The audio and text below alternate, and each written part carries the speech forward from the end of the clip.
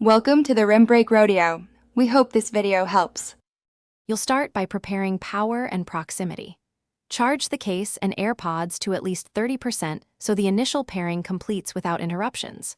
Once done, open the case next to your iPhone for automatic pairing, or press and hold the case's rear button for non-Apple devices.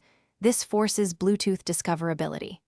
Make sure Bluetooth is enabled on your device and accept the pairing prompt. This creates the primary link and transfers controls like automatic ear detection and noise features to your device.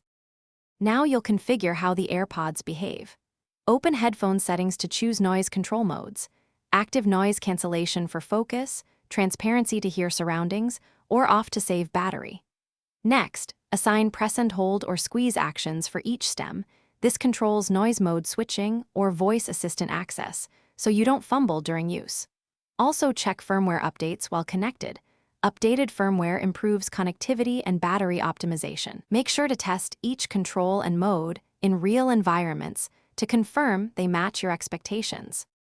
To finish, put the correct silicone tips on and verify a secure fit for optimal sound and noise cancellation. You can run the fit test in settings to confirm. Regularly clean earbud mesh and case contacts with a soft brush to prevent audio dropouts. If problems occur, reset the AirPods by holding the case button for about 15 seconds until the LED flashes, then repair. This clears stubborn pairing and connectivity faults. Finally, make sure charging contacts are aligned and use a known good cable or charger to rule out power issues. Thanks for watching. Consider subscribing if we helped you.